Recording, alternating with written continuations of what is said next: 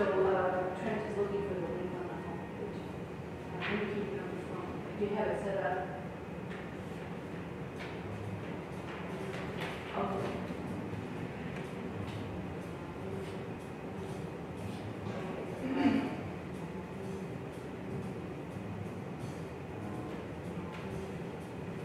Yeah, essentially,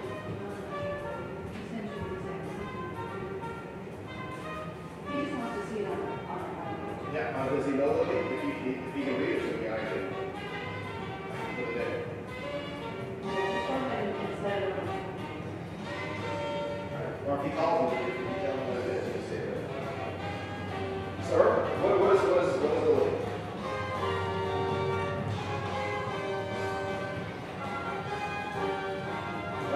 Yeah, my email, I'll just go ahead and email it to you. Okay.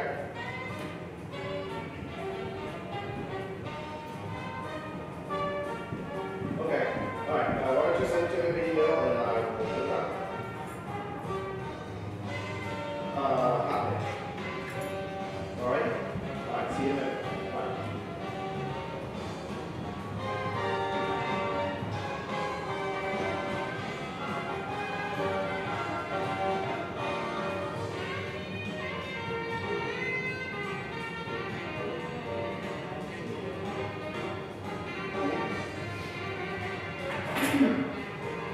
Got it.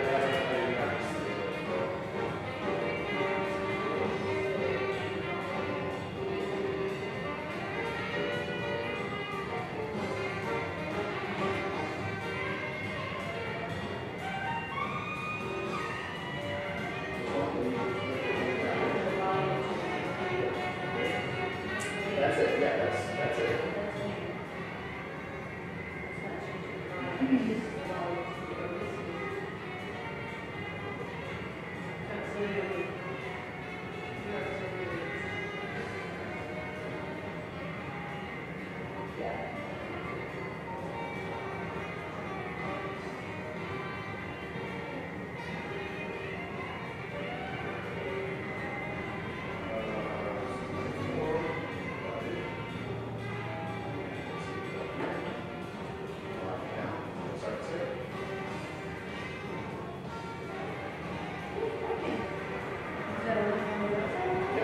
No, not on the website.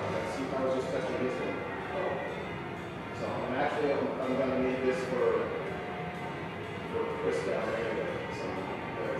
So it's there.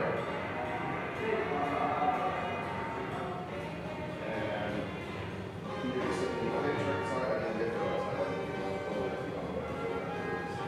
That's it.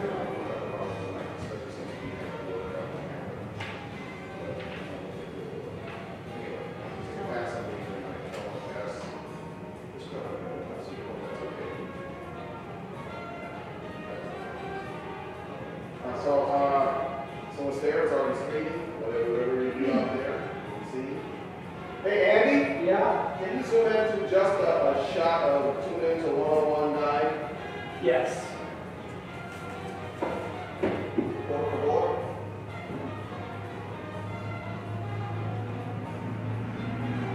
Perfect, thank you. Is Sarah in special seat?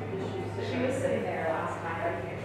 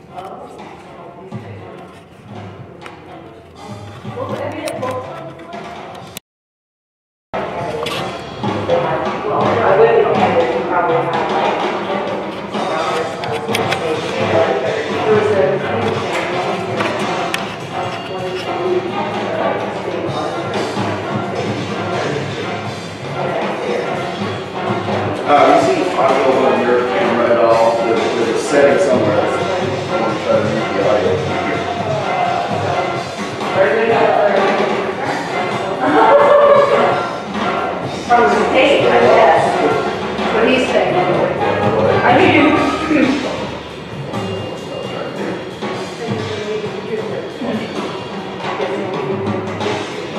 Oh.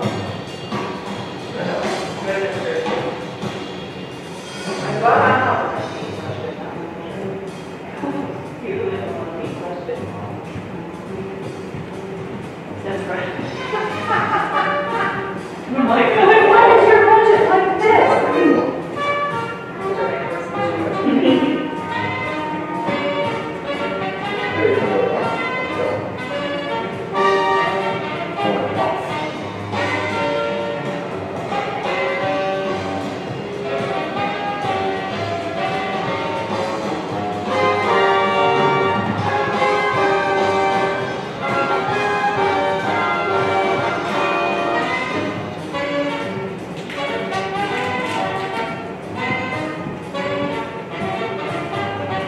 Otherwise, anything you say is gonna. Actually, let me see if I can turn it off from back there where I am. Okay, you're gonna bring that back up to. Yes. I'm sorry. No, no worries.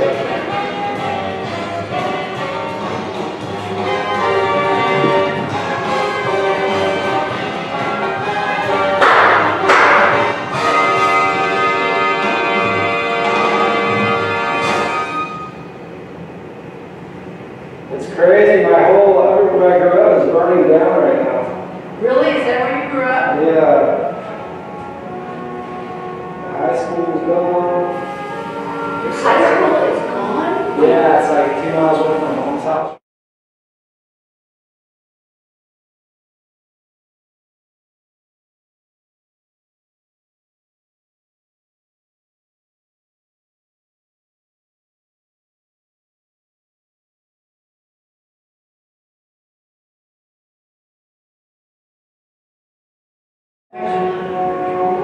No. What's in California? Yeah. It's ridiculous. Those pictures that they have. Yeah, it's crazy. So Where did you say she was? she's in a town called Mikhail right now. She's from Gaithersburg. I know where that is. Okay. Yeah. I grew up in Southern California. Oh, you did? We have friends who have a house on the Russian River. By Greenville? That sounds, because that's like one of the most beautiful areas of the state. Yeah. Yeah, they were evacuating Fish Mountain in Gaithersburg. It was like, everything.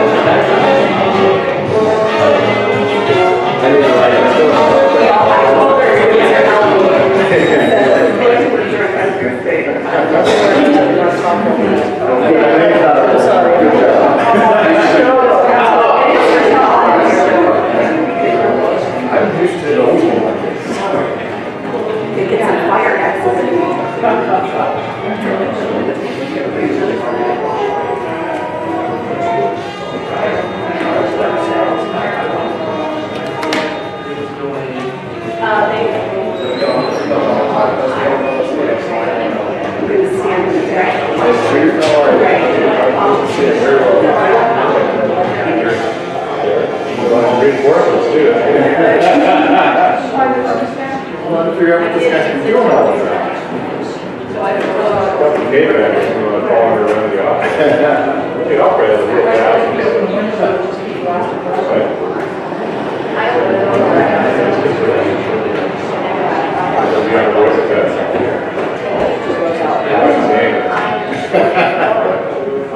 I'm hoping for that.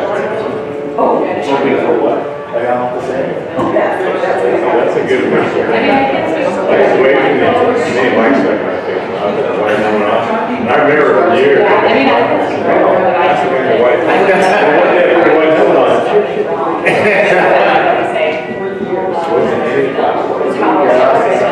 Unless people tell us to off the top.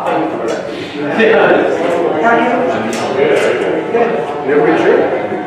Which one? What's it up? I know. 5 days, I think it's around the 3 days. Good. Good. You see that? The, only had 120 5-day standards. Oh. There's a lot of All as well. But the interesting part was a meeting again this week. And I told my wife, I was on the week. I said, I thought we were doing this. I said, I'm not putting this away. He died of wife or not.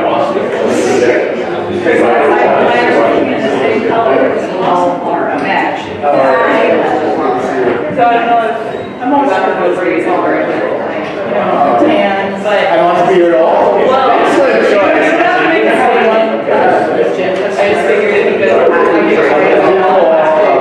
You were out Now it's there. Okay. Staying on the ground. Yeah, I was talking to Ray. I'm going back and forth. It's kind of open half in the morning sometimes, so I'm staying out there watching photos, feel like straight from that. Yeah, he wants to. I don't. Yeah. Well, hopefully we'll have to, but like I said, in case there's traffic, like what is this? Best be. I'm so sorry. We were so excited. Well, what day is everyone? Well, I don't know if you've ever seen a parody. I don't know the second name of the song. It's parody, but it's called My Knee Hurts Now. It's about being cold and 15 in the morning to go to somebody's.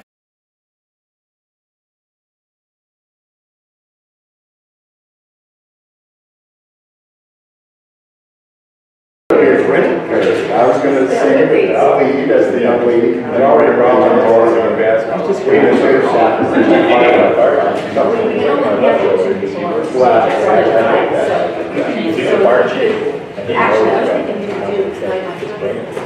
Well, I actually we're getting a job. It's going to happen professional. Should be right. And so I was going to start singing another song, Happening in My Life. Wait. Yeah. I'm not.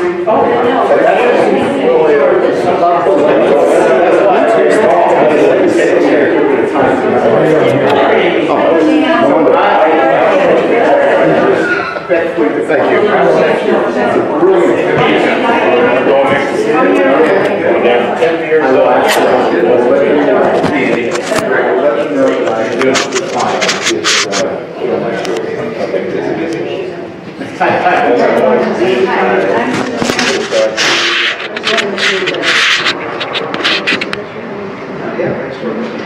what's the address? Is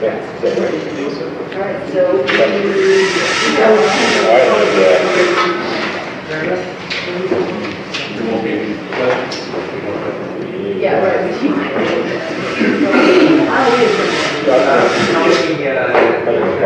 We have to request the Last week, I was not here, but I think it was somewhere around 30 years. 20 to 30. There was a story in the Beachcomber and a lot of letters to the editor, which encouraged us. Get down there. Wow. I don't know. In today's paper. What's that? Yeah. I already have 3. Problem burning down. And turn off your light because it's great. That's great. I'm very well, sir. How are you? Great. Good to see you. Enjoy it.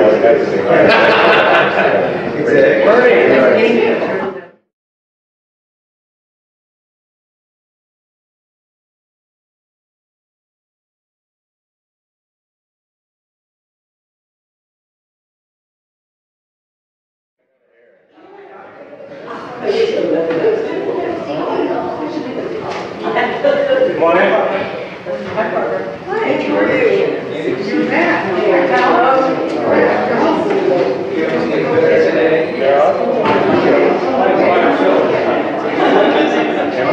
15 after. Hanging in the back.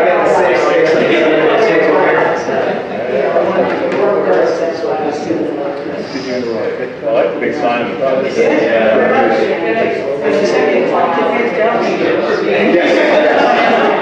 You know, I apologize, I don't know that, because I understand that it's just the operation, the other. Probably. I spent like 2 hours today, just got to my laptop and make something. Okay. You start. Well, I was trying. I'm not, I'm using she does all the data entry. We have a third party that can do it. And I'm actually, I'm being transitioned and doing it. It's short, that's why it's I know, it's late. It is. I even put other last year, and last year, so we purchased this cars, much smaller. And still, we can there for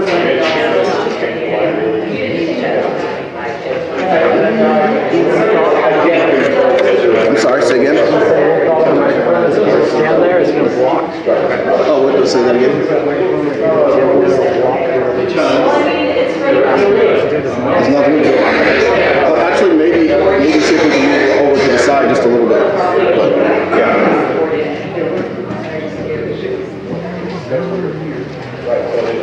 They did in 2016. Yeah, we'll just, should be ordered.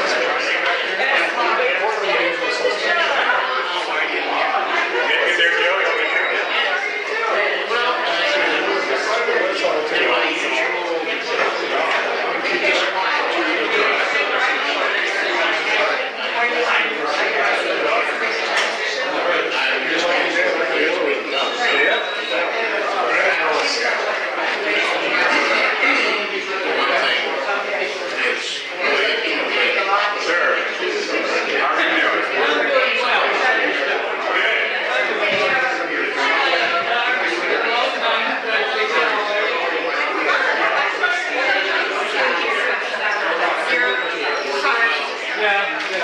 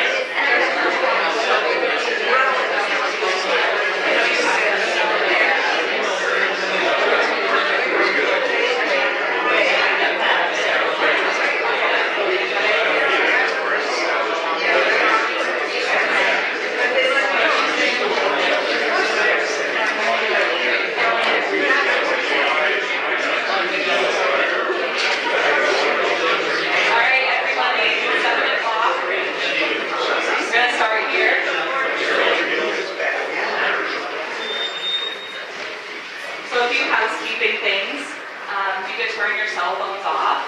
We are broadcasting, so you keep the sound level to minimum.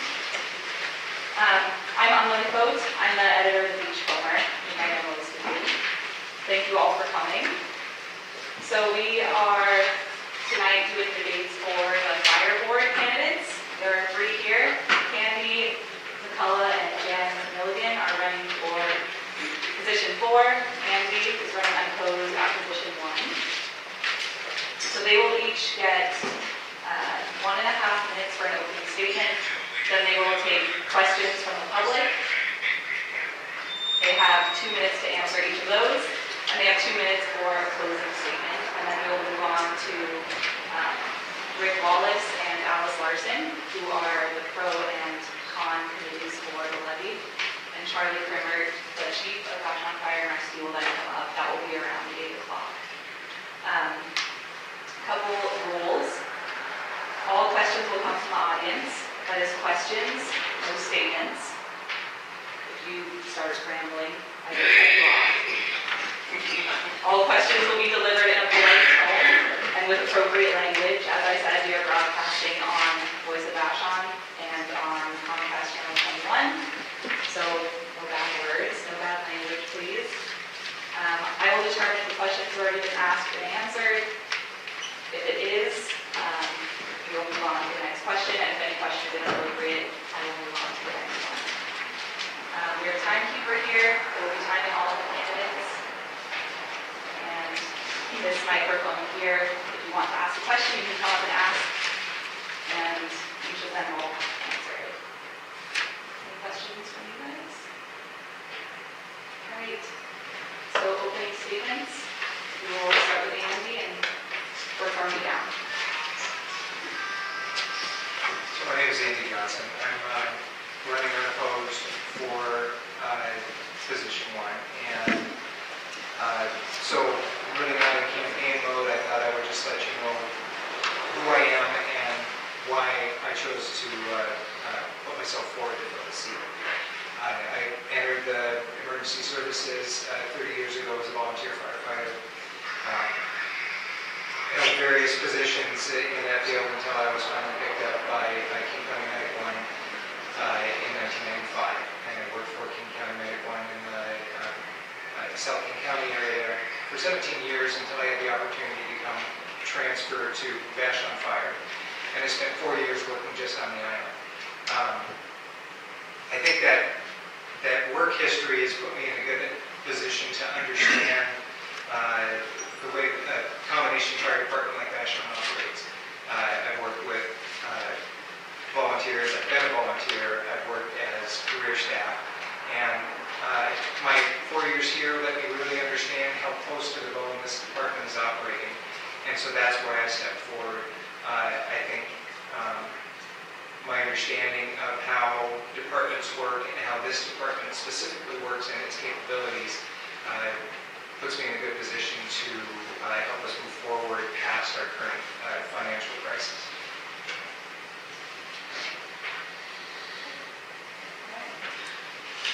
I'm Jan Milligan, and I'd just like to tell you a little bit about who I am and why I decided to throw my hat in the ring for this. I've been an organization executive and or a member or president of boards all of my 30 to 40-year career. And my reputation out there is that I'm a very straight shooter. I'm an unwinder of financial problems and debacles of various kinds. And I'm a real thoughtful planner and someone who understands both the big picture and the details of various situations that I've been involved in. I'm pretty savvy about fire service from the perspective of my husband. He's a 31-year professional firefighter and paramedic, so I hear about and learn from him every day about his experiences. He's also been a union officer, so I have a little bit of exposure to union negotiation. I've studied the fire district's finances in particular in the last few months because that is obviously their single biggest issue right now, and I find it almost hard to comprehend how the district leadership could have allowed so many years of financial holes to develop and for those to get deeper and deeper for so long and just kind of let it go. The district, in my opinion, has kind of fallen out of balance. The responders we have are not quite in line with the kind of emergency responses that the Army requires of them. And all the assets, real estate, vehicles, all of that are way too much for the number of responders that would use those resources. So I'm looking at finding the balance in the district again.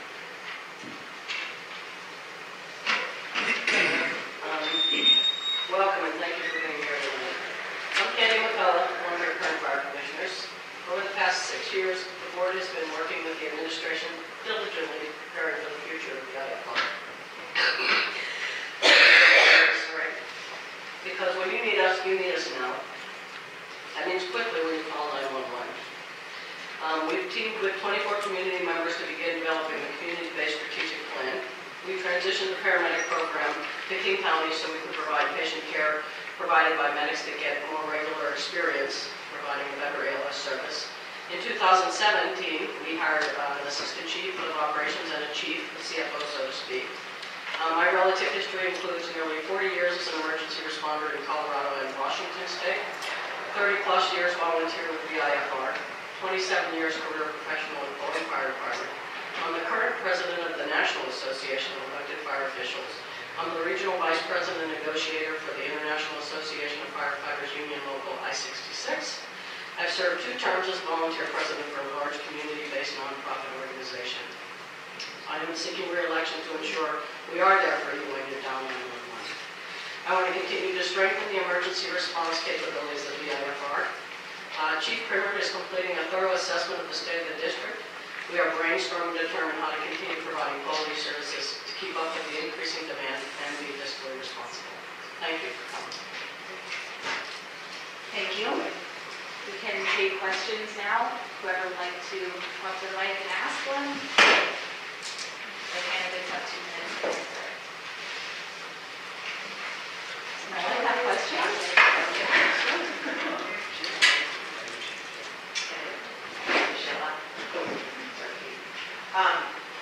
I just want to ask Jan whether she supports the Proposition 1 budget proposal. I have an interesting answer to that.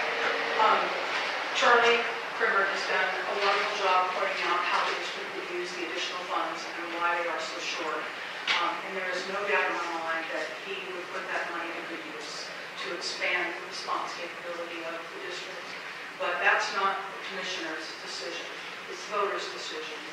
And I only have one vote, just like every voter. The commissioner's job is to see that that money is well managed and that we never get into this predicament again, where it's been years of downsliding with expenses exceeding revenue. It's going to require quite a bit of forethought and pre-planning for many years out. Long-range planning on the part of the commissioners and the chiefs combined. It's a team effort. And I look at my job, whether the levy passes or fails, to manage them really well, really carefully, and figure out how to do about it if it doesn't. So you can't answer that question? I said there's no doubt in my mind that the district needs that money. So yes, you are supporting. This isn't a conversation, I'm sorry. It has to be a question and answer.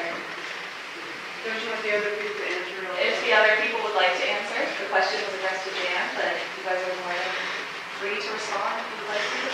I do support the levy. I've been involved in this department for a lot of years. And I've been a commissioner for 6 years. And year 2 of my commission, I recognized we were dipping into reserves for operations. And that was when we started the strategic planning thing. And that was, we thought it would take 6 months. And we thought we would be done with it. And we thought at that time we would figure out what we needed to do as far as raising taxes or asking for a tax raise. Or not. But we have done everything we can. And then, the paramedic question came up, and then that took 2 years, and then our chiefs retired. So we have not been able to, bring a levy forward because we've had all these other fires to deal with other things. So, but we have, as a board, we consistently agree that this is no way to operate in the future when we need to move forward. So I definitely support it. Anything to add, Andy? I guess I'm just just kind of echoing the same sentiments. I also support the levy. I don't think there's, well, let me just say that operating a fire department is an inherently very expensive job. There's a lot of expenses that I think a lot of people aren't really aware of. That all of the equipment is essentially time-gated. We need to have a plan to replace this. But our biggest issue is people. We are short of people right now. There's no way we can afford to add personnel. Volunteers just aren't available like they have been in the past. And so a lot of that's going to have to come from either just hiring more full-time career staff, or Chief Kermit's been trying to find some ways to potentially add some part-time paid people, which might be a little bit more affordable. But one way or another, we need more people. And I don't necessarily think we have too much equipment. I think we just don't have enough people to operate that equipment. So I'm fully in support of the levy. Thank you. Any more questions? Two questions. So Jan, you never said whether or not you supported the levy. And then in your statement here, you said it was unfathomable for the district to use the reserves to keep running this year. What would you do competition? It goes back more than this year. We've been using reserves for several years and have drawn them down. Just today, I got some balance sheets to find out how much they have left. If the levy doesn't pass, they're going to have to start making cuts immediately to staff, to all kinds of overhead, to everything they can find. Charlie has put forth some ideas about selling real estate, which may not be a bad idea. The way that she's described the level of call volume, the nature of the calls, the timing of the calls, the location of the calls on the island, leads me to believe that they have a good handle on what they need as the call volume has grown gradually. The population is aging, so I have no doubt that they could use the money. The commissioners have a responsibility to help them manage it, though, and you can't just throw money at the problem and expect the problem to fix itself. It's got to be managed correctly, and equipment replaced, and admin overhead pared down so that things come back into black to keep that response level where it needs to be, and not just have things eaten up with admin costs that aren't really necessary. Do you support the levy? I do. I have no doubt that they need the money and they will use it well, but that's not my decision. It's the voters. Any of the other candidates have anything to add? I'm actually unclear on just what the question was about at this point. Your question, if I'm not mistaken, was just about what you would do differently so we don't end up in this situation. You said it was unfathomable for the district to use the reserves to keep running. And I wondered, in your statement, you said it was unfathomable for the district to use the reserves. What could they have done different than just use the reserves? Well, right you already now. answered. So it's Andy and Jan. if I were to answer that question, it's the unfathomable part of the situation is that that's the only thing we have to operate on. What needs to be done differently is get ourselves up to date. There hasn't been an increase in tax revenue in 27 years, which means really that we've had a decrease in tax revenues.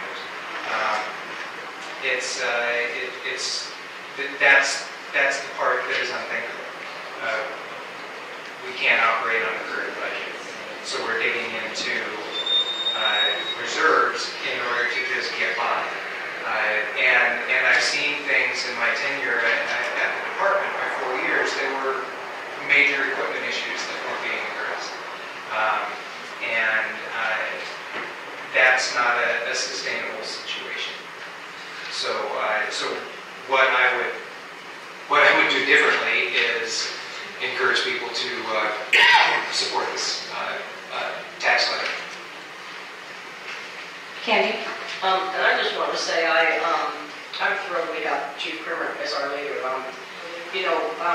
Chief Light was a good guy, and he did really good things for us as far as community connections and stuff, but Charlie's a visionary that has really a good handle on the presentation of his analysis. And to be honest with you, as a commissioner, I wasn't really aware of the vast debt that we were in, or not debt that we were in, but the vast dire needs we had. Like a lot of the equipment maintenance and replacement schedules, I didn't realize they had gone away.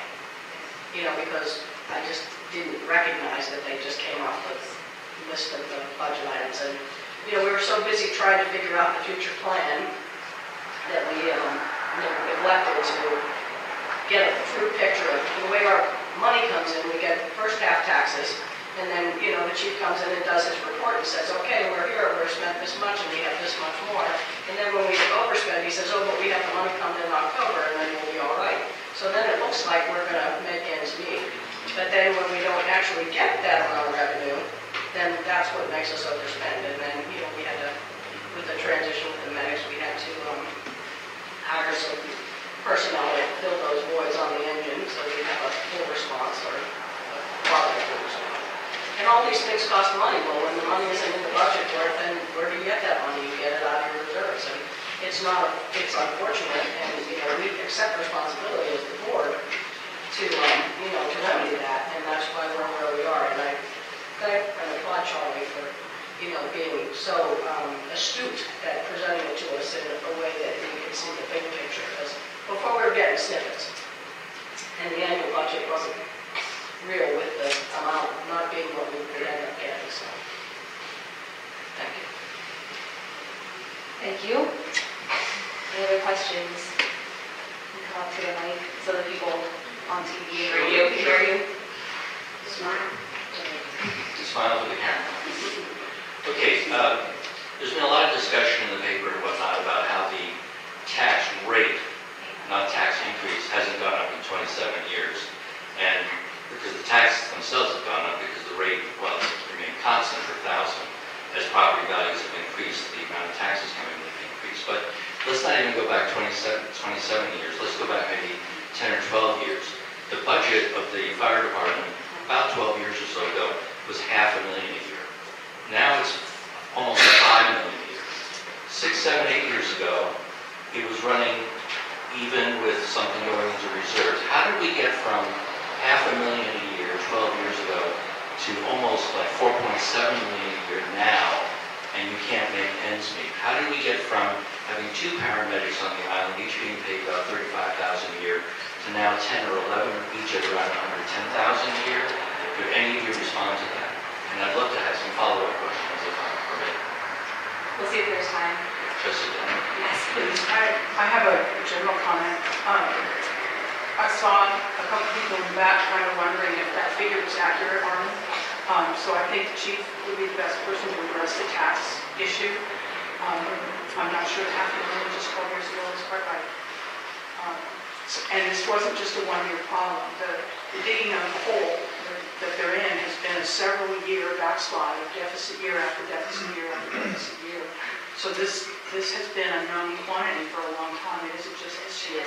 And that is the travesty that I find in this whole thing, is that for so many years, the leadership watched the deficit grow and didn't do anything about it. But your tax question needs to be answered by someone who knows the tax. We can't do that. He can, right. And I'm not a levy expert. I don't think $500,000 a decade ago was quite right. Maybe that's a question that together with Charlie at a later date. Does someone think that I don't know what I'm talking about? No, I don't think that's what's being said, but I would like to address the question. Of course. Briefly.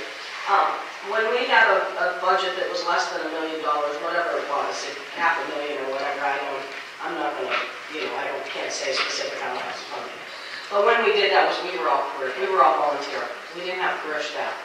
And now we have career staff, and it costs money to have career staff, and it's 70% of our budget. Now, correct me if I'm wrong, but 70% of our budget is wages. So when wages go up and experience, and then you have to come up with that money. And so our tax rate, you know, and the expenses every year on average have been like, what, 2.5% inflation on average for the last decade, let's say. And I'm guessing at that, but it's pretty close, not accurate. And then where our rate can go up to 1%, well, that doesn't keep up with expenses, and that had to be fixed. And when we recognized that, we saw the reserves go away. That was where we went. We said, okay, we got to fix this. And, you know, we had no idea about all the amount of different reasons until we had a thorough analysis done by Chief Kermit. So, our bad, but we've seen it. We recognize it. We said this has got to be fixed, and we want to fix it. This is the solution in our eyes. Anything for you, Andy? I'd also like to echo part of her sentiment that a big part of the problem is the cost of operating this fire department has gone up considerably. A lot of that has to do with the decision to hire career staff. I've heard people say, well, why don't we use volunteers? We just don't have them. They aren't available in the community. We've asked and asked and asked. And it's become a much more demanding job. When I started volunteering in 1987, there wasn't too much asked of it. But the inherent dangers of the job have become more of a national issue, and the standards have gone up. And so there's the training for volunteers really no different than the training for a career firefighter, and that's an expensive proposition. If I could just briefly try to address the issue of the paramedics on the island. The paramedics were always supported by a separate levy, the 911 levy, that we're still paying. The department got a chunk of money to operate one medic unit. I can't remember what that figure is, but there's an allotted rate that's the same for all units around the county. They were able to use some of that to shore up the budget of the department, but that money has now transitioned away. So what we have now is South King County, or rather King County Medic 1, which operates in all of South King County, filling those roles out here. So there's actually about 75 paramedics that rotate through the 9 South End medic units. But that money is completely separate. That service is no longer provided by the fire department. That's all entirely from King County Medic 1 via a separate levy.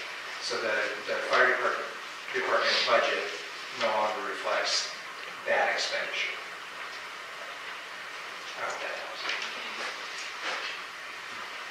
So here's your budget, and it's not really true that you've gone into deficits every year.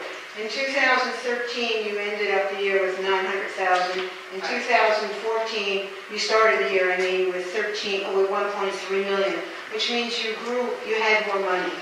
In 2015, you had another $10,000 more, almost 1.4 million.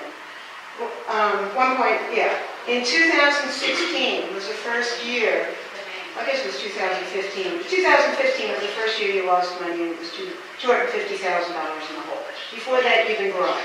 And this is off. What's your question? So I'm just disagreeing with them. So just the last year or two is when we've gotten into trouble. Before that, we were not in trouble. Do you agree with that? Well, what's the question? That's the question. Because they're saying things that are not true. You want an answer from me? Yeah, right. I agree that it hasn't been, we haven't consistently been behind. It's been the last couple of years that it's gotten extreme, and one of the extreme costs was the transition of the paramedics, in my opinion. Because, when you only have, 1.2 million in reserve, which doesn't sound like a lot, but not when you're, operating on, losing a lot of income, 400,000 plus. They used to provide part of the APAR costs. They used to provide some of the administration costs. And so once we gave the matters back to the county, so that for good reason, so we could have, regularly experience, give them more experience and have more like cash and paramedics to draw from, it still ended up costing us. So when you start talking about, $400,000 a year over and above what you budgeted, that 1.2 million goes right away, which is why we're where we are. So that's my Well, but I'm saying that in, yes, like the past 2 years, yes. Tom?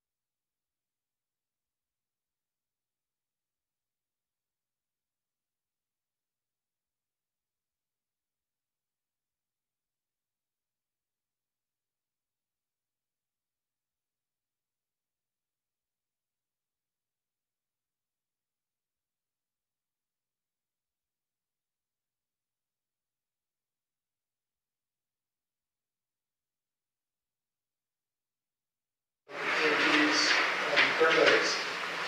As new employees, the second part of my question is, could you consider withdrawing that, it's about 12% of your budget, from the budget and set up and allow to happen a private enterprise called transport from my house to Harborview or wherever I got to go. So I'd like to hear from each of the candidates on the use of private enterprise, because I pay for that in my group health bill. Also, I'm a property owner, so I pay for that. Okay, I think we got it. You got it. Angie, do you want to start? Me? No, Angie, sorry. So that's, it's an interesting question. When transport in this county is unfortunately divided into two categories. If you're sick enough to need the paramedics to transport you, i.e. Medic 1, that transport is, the cost of that is covered by the 911 levy. And this is true for virtually all fire districts in King County.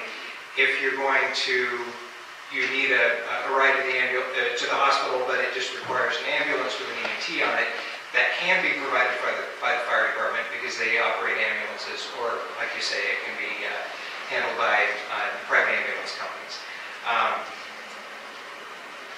The difficulty with a private ambulance company on this island, and this has been looked at extensively, could we get one of the local providers to have a truck available on the island? They won't do it. There's not enough volume for them to dedicate a transport unit, in their opinion.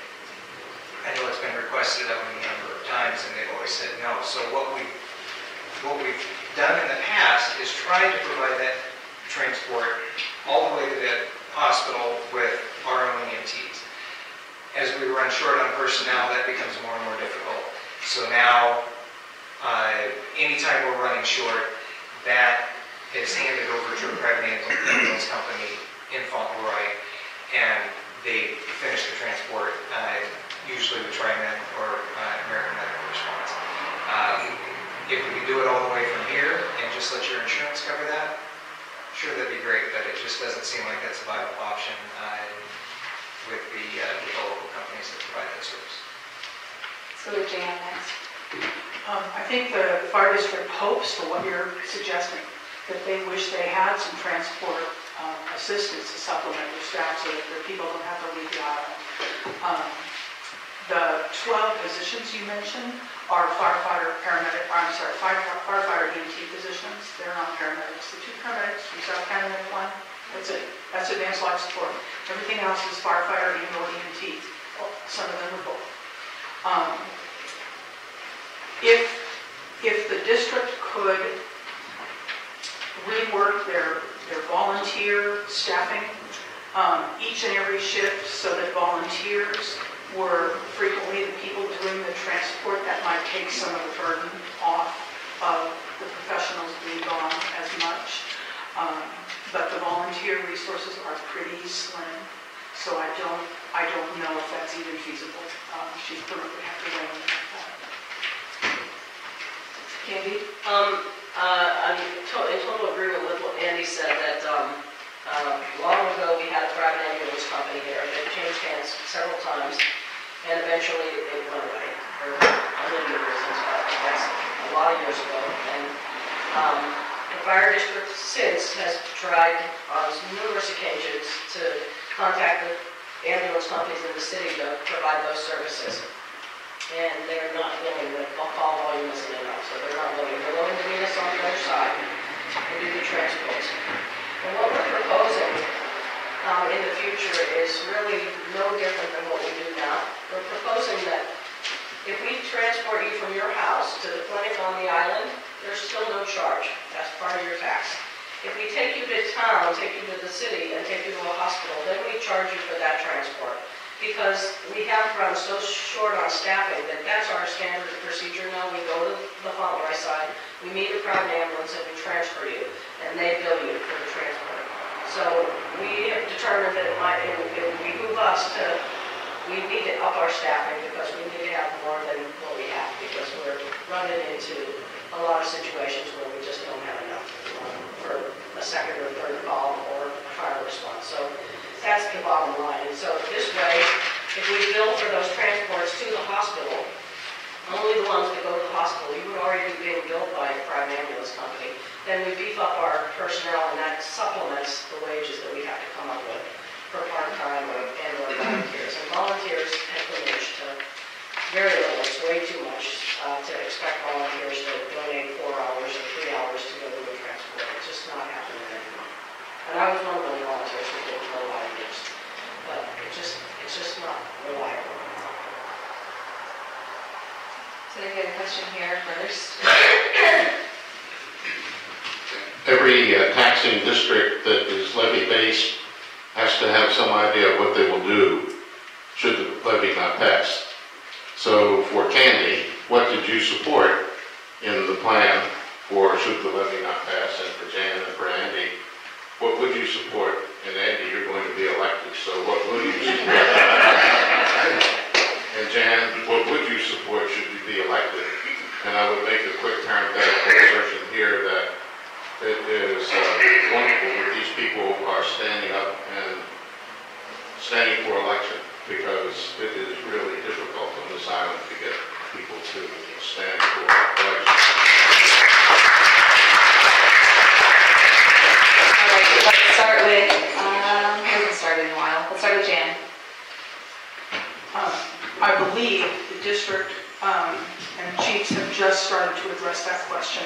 So I'm not sure that I have a detailed answer to what you're asking, how would everything be restructured? Chief Primer just this week has put out 2 budgets. They're just draft, they're just a starting point, they're rough numbers.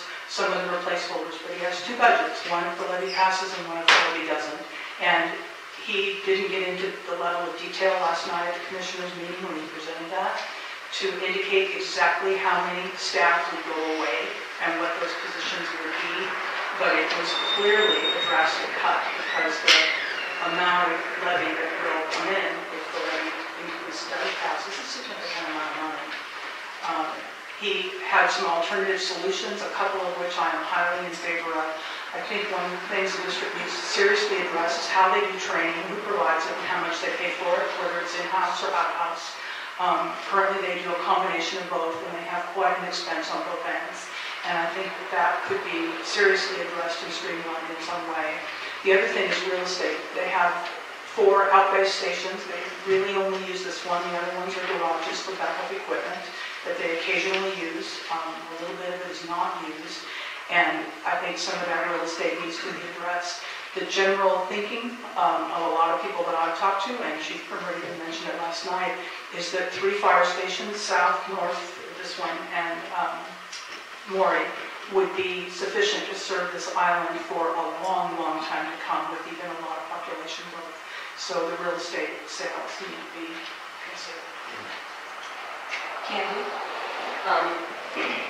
So is I'm not sure I quite understand, what would I support, or what are we planning to do?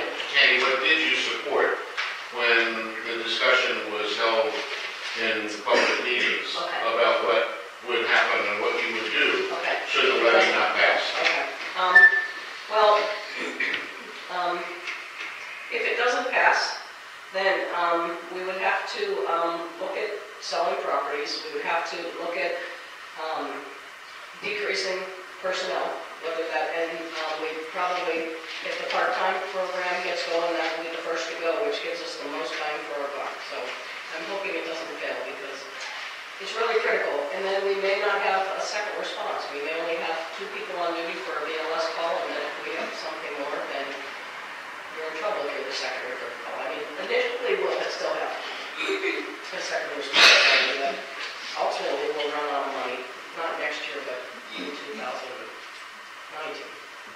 if we continue the way we are. So we'll have to do something. And selling those properties gives us a little dose of money to, it's a Band-Aid. It's not going to fix where we're at. We need those revenues. We need the personnel. Call volume's gone way up, and volunteers gone way down. And we have to staff it. We have to figure out a way to get it to work. So, does that answer your question? It does. If we have time now, I have a follow-up which ties in with that. But I want to hear what Andy has to say. Yeah, Andy first, and then I see there's a couple other questions here, so I don't know if we'll have time for follow-up. I think Jan's pointed out a couple things that there definitely is some room. I think training, there's some room in that budget, I think, to make some changes. But the unfortunate bottom line is, with the way the department is operating right now as a combination department, relying a lot on career staff, that's a large portion of the budget. I believe the number is something over 70% of the budget is people. So without the levy, I don't think there's any other way to save a significant amount of money than cutting personnel. Yes, there's some real estate available. The north and south end stations, now they're really they're not truly functional stations. Maybe there's some impact on homeowners' insurance rates, but I'm not even sure if that's real. If we sold those stations, that's a small income for a short period of time. That's not going to sustain the department. So I'm a little ambivalent on selling on what we do with real estate, because I don't think it makes the kind of difference that this department needs to see, which is long-term sustainable funding. So if the levy fails, unfortunately, I think we lose people. Right, to the question back here. Introducing yourself. I'm Gary English. I'm a retired deputy chief of Seattle Fire. I have a question for Amy specifically, and I'd like to have you guys jump in if you can. First, I know that we've overspent the budget for 6 of the last 10 years, and next year will be another year. Part of our problem, though, was the medics left. When the medics left, I'm curious if they were staffed as firefighter medics, or were they just medics? Because the transition made a difference. And if they were not firefighter medics, where are we going to be if we lose more staff, our ability to save people in burning buildings? We have to start with that. So, yes, when I was employed by Vashon Fire, I was a paramedic firefighter with the emphasis on paramedics. The medics that were here were included in the firefighter staff, but that had to be on a limited basis because our primary duties were to provide advanced life support on Medicare. That did, however, increase numbers of available firefighters on a fire scene. And it helpful. So I think there certainly was an impact when we transitioned back to the county. I think there were a host of reasons why that transition made sense. But apart from the budgetary change, you're right, that did make a difference in total numbers of firefighters available on the island. Even when we were there, the rule, there's two of us, but the rule was only one of us could really get involved in firefighting activities because the other one had to be immediately available, and this was per our medical director. So in reality, you've lost one person. That one individual is not really making the difference that we need to see. Dealing with small numbers, sure, one more person is helpful.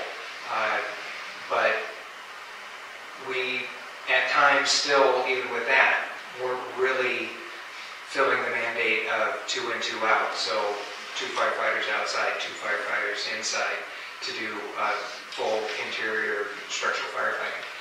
That's always been a pinch point with operations on this island, and the more we run into situations where we're concurrently running 8 calls, when a fire response happens, that becomes even more of a critical problem. Let's go to Candy.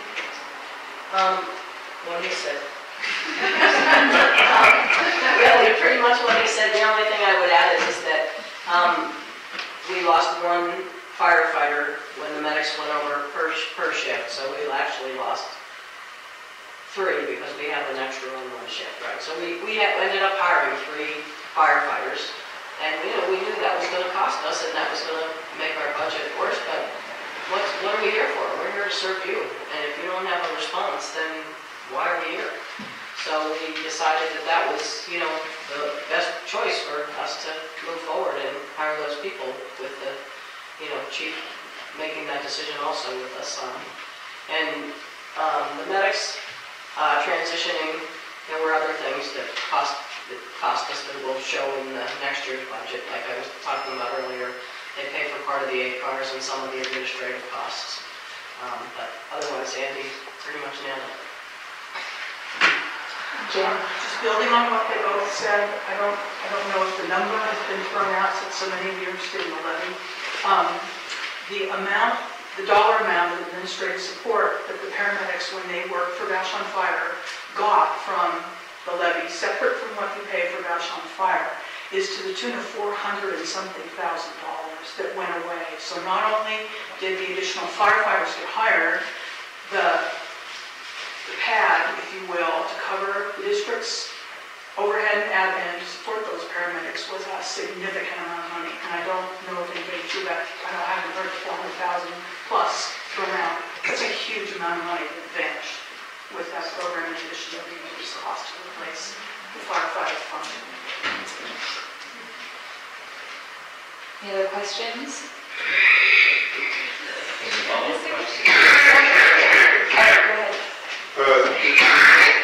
Reserves have been mentioned frequently, and looking at the filed financial statements, in 14 and 15, 16 is unavailable. They show a beginning cash balance and an ending cash balance of over $2.5 million, which is over 50% of the operating budget. I've never heard anybody mention what the percentage of the reserves are. What percentage of your budget this year, because the current ones aren't available, are covered by reserves? $2.5 million out of about a $5 million budget, or that's 4.6. So the You're at question is, 50-some% reserve. What is it currently? Currently, there's been a catastrophic drop, as you mentioned, $1 million, $1.2 million. How does that work? And that's based on the cash basis. What are you saying? I guess we'll start with Candy, because she knows the most about this. I guess, I don't know, do you want the percentage? Do you just want to do the percentage of their What's in front of reserves? you, it's about 2.7 million reserves, cash, out of a 4.6 budget. It's over 50%. Years ago, when I was involved with this, it was 80% of carrying reserves. We could lose that amount of money every year and go 40-some years before we got it running. So just what is the percentage of your reserve? How dangerous is the reserve situation? The reserve situation is, in my opinion, from looking at what we have on paper today,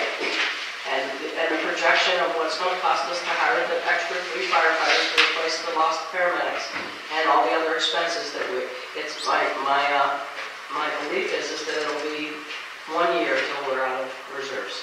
Next year we'll run out of reserves. Not next year, but early 2019. So that should be reflected in the statement. That's it. That's your question, I'm sorry. So approximately $1 million. Okay. Anyone else want to Sorry, I address? didn't understand. No, it's fine. I have a general comment about that. I haven't seen this report for 2014 and 15 until tonight. I didn't have a chance to study it. But 50% of your operating budget is not an unreasonable amount of money to have in reserves. The other factors that the district faces that the reserves could be used for are all the deferred maintenance on buildings and the deferred replacement of vehicles, which is a pretty staggering list of deferred things and old vehicles that have outlived their essentially useful life. So when you roll all of that together, the amount of reserves that the district has left right now, whether it's 1 million or a little more or whatever the number is and how long it will last, to me is immaterial when you consider all the other things that they need to use that money for. I mean, the trucks can't fall apart going down the road. But half of your operating budget, that's actually a common pad in business and in public administration. School district's 10%. That's not enough. I know. No more comments? That was the question. Andy? You stole a little bit of my thunder there. I think if you say our reserve is $1 million and we have at least a couple engines, fire engines, and several aid units that are in dire need of replacement, that money's gone. And we need to have funding available for those things to be scheduled to be replaced because they are essentially wear dated. A fire engine may not get any miles, but when it's operating under stress just as it's parked, and they wear out. So that's really my only comment about that. I can't talk specifically about percentages of what's in the budget. It's not in front of me at the moment. I'm sorry, I hadn't really had time to look at this. That was just dropped in front of us just before the meeting. If our number is currently at $1 million, that's not going to sustain us very long. Sorry, I misunderstood. No, I'm not able to answer the question. Other questions? Well, let me just add one more thing. Well, Sorry, you're only allowed to speak once, I'm sorry. That's all right, no problem. Question? Good job. Keep me alive. So I've asked you folks this probably in the aisles of Churchway, but I thought I'd ask it in a more public forum. What do you think is the future for volunteers at the district here? Let's go ahead and start with Andy, then we'll go to Jan and Andy. The question of volunteers is really good. I have a real warm spot for volunteer fire departments. That's where I started out. The problem is, and this is happening nationwide, it's harder and harder to find people that are willing to put that much time into it. Like I said before, the training requirements for a volunteer are exactly that of a career firefighter because they're doing the same job and it's a dangerous job. If you don't have the training to back that up, we can't ask you to do it. So our future as a combination department is entirely dependent on the community and who's here willing to put in that amount of time. I don't know if that number is ever going to increase again. It makes me a little sad. I think volunteer fire departments are a wonderful thing. It's a great way to connect you to the community, but it's simply become too difficult for people to commit that much time. So anybody who wants to walk through the door and volunteer for us, I'm sure we'll find a spot for you, but those numbers are low. Jan? Volunteers aren't free or even cheap. A set of their bunkers to turn out here for fires is over $10,000. Just one set, and it has a lifespan. There's training costs associated with volunteers. And I think the district needs to evaluate how many volunteers they have, and if all those fixed costs of supporting any volunteers are so large that it makes little sense to support any and all. So there may come a time when there are so few volunteers who come forth that it makes no sense to support any of them, because there are some fixed costs that are the same regardless of whether there's 1 or 30 volunteers. The Vashon community is very active, and right now there seems to be a trend in the district that there's a few new volunteers coming forth, but just a handful. They're talking about running another recruit academy next year, early first half of next year, for a handful of new volunteers.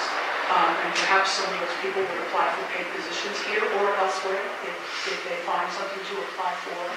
But the district needs to figure out how much it's costing them to process volunteers and handle them. I don't know what the number is. I'm sure that Charlie and Bob could help figure it out. But as the training requirements get more and more stringent and time-consuming, including ongoing training, not just that one-shot certification you get at the beginning, it's going to be harder and harder for people to meet all the requirements and stay physically fit and meet all the other requirements and pull a duty shift or however they organize how they're on duty. A lot of the district's volunteers right now don't even live on the island. They're here for the experience. And while they serve, while they're here, they take a shift and hang out on Vashon. That's great, but they're not available the rest of the week on an on-call basis because they're from off-island looking for that experience. So that could actually, in the long run, end up as a drain on the district. All right, Candy. Both of them pretty much hit on the highlights of the difficulty of maintaining volunteer engagement. It's a commitment. It's a huge time commitment. It's 3 12-hour shifts a month and training, so you're talking 40 hours a month, a minimum at the current time. However, I do think that our administration is considering other alternatives to hopefully beef up the opportunities for local volunteers, because that's what we need more of, is local volunteers, because when they're off duty and the stuff hits the fan, we want them to be able to respond and help us in the dire emergency. So it's our intention to continue to try and build volunteers, but it's absolutely true that it's very limited because, most people don't want to give up that kind of time, and it's not cheap. It's expensive all year to outfit them in the training and whatnot. They've already invested on it, so basically that's. All right, we're going to have to end the questions because we have to start the levy portion of this in a little over 5 minutes. So we each have 2 minutes to give your closing statements. We'll start with Candy and work our way down to Andy. All right, thank you. When you call 911, you need VIFR to respond quickly. I believe my time and dedication as a VIFR volunteer and extensive networking and continuing education experience with other elected officials and my leadership skills give me a solid foundation. My career as an emergency services professional, negotiating skills, diverse community services experience, and my strong commitment to financial responsibility and accountability have prepared me well for another term as commissioner. I'm excited about the synergy of the current administration and commissioners. I want to continue working towards a future where our shared vision is a reality. A time when VIFR will have enough people to reliably respond to simultaneous medical alarms and safely mitigate a single family residence fire. We no longer have to defer maintenance or delay replacement of much needed ambulances, fire equipment, and engines. With the vast increase in call volume and diminishing number of local volunteers, we are stretched thin. 12 years ago, 3 commissioners were voted in based on the community telling VIFR loud and clear, no new taxes. While I appreciate the sentiment, the current commissioners recognize the error of this motto as a long-term approach. In 2014, we recruited 24 island citizens to be on a team to upgrade our strategic plan. We believed that process would take about 6 months. The process was interrupted due to a proposal from subject matter experts that VIFR would better be served by transferring our paramedics to King County. That transition took about 2 years, and before it was completed, both our assistant chief and our chief retired. The board decided we needed to hire a chief who would be more of a CFO and work through a detailed analysis of the district so we could remedy the situation we're in. Chief Kermit has done an excellent analysis of the big picture. The board unanimously agrees with his assessment and vision. Calls for service have increased 260% since 1990, while the number of local volunteers has plummeted. In fact, 1990 was the last time we asked for a tax increase. It's imperative we reserve the trend of expense exceeding revenues. We care about providing quality emergency response services now and in the future. We are embracing citizens. Okay, Thank you. Jan? I just want to hit on two topics that weren't talked about very much tonight. One is public involvement in decision-making, government agency decision-making. Setting a mission for a department, fire department, is mostly no-brainer.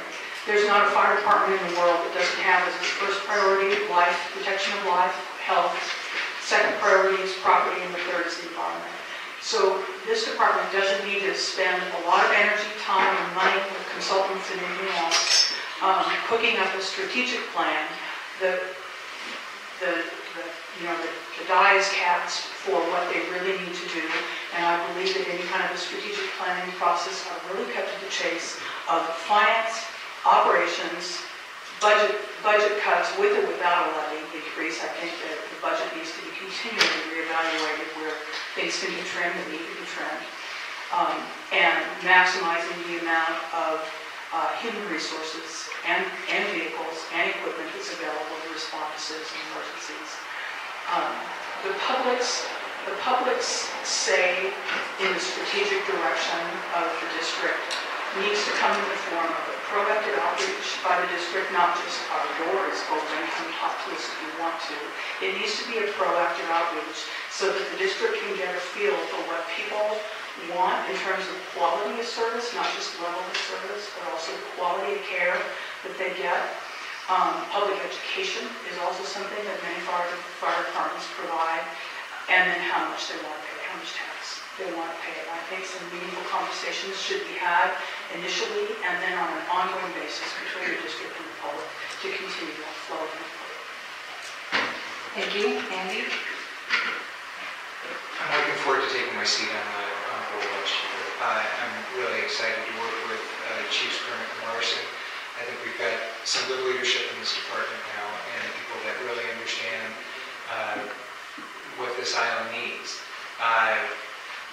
There's a couple recent events that I had hoped to get a chance to talk to you about tonight, so I'll bring it up now.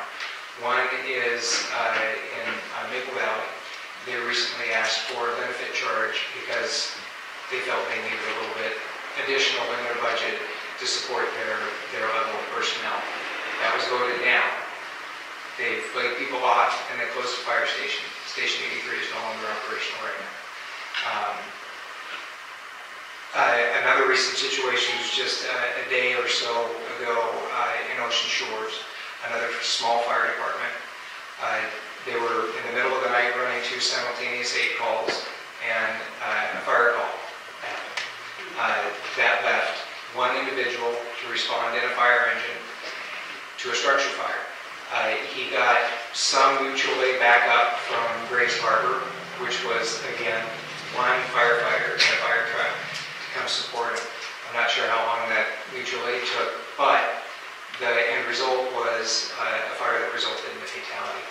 I don't know if, we can't say for sure if a full response would make a difference in that light. However, I can say that that is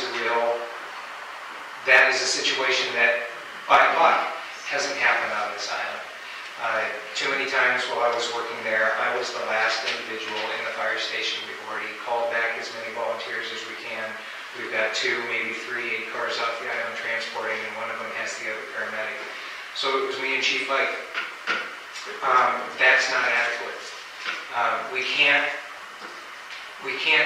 have everything we need for the big disaster, but we should have enough for what can happen on a regular basis. Okay. Thank you, everybody. Thank you. Thank you, audience.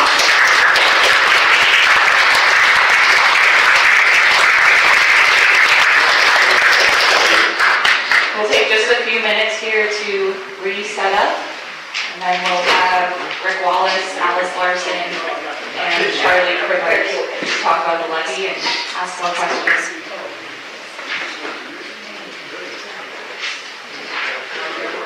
All right, very good. What else?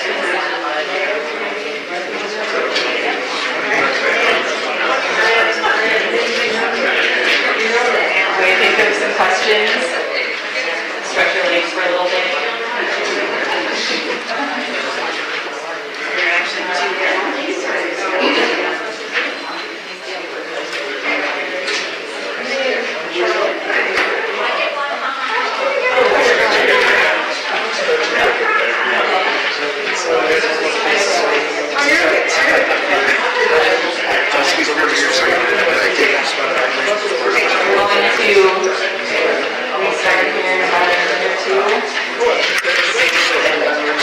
Charlie is going to be here more for the factual purposes.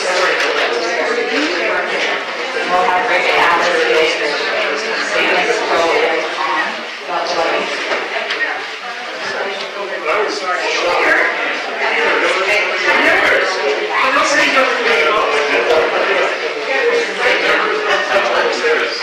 Well, I tell you, that's the truth of how much this In case any of those listening at home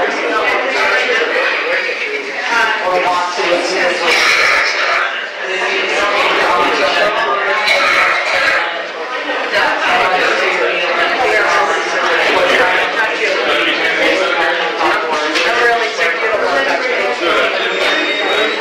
also thank you for getting us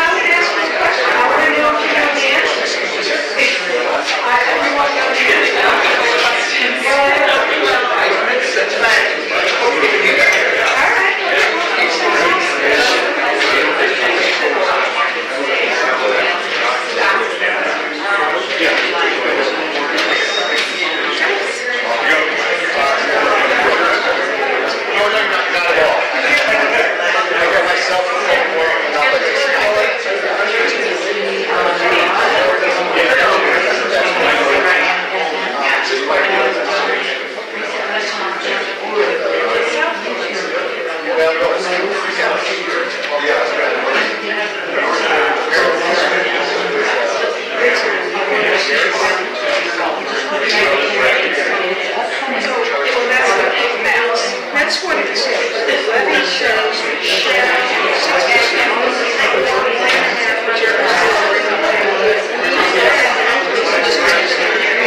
that's how much. That's 2.5 times. I just want you to know what you're voting for this one. I'm not saying it does. Yes. That's why I wanted this to take over.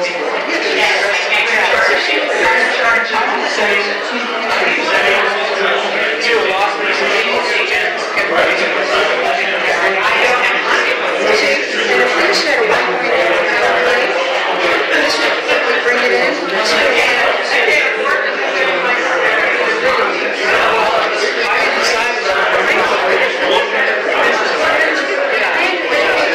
They don't know what they're doing.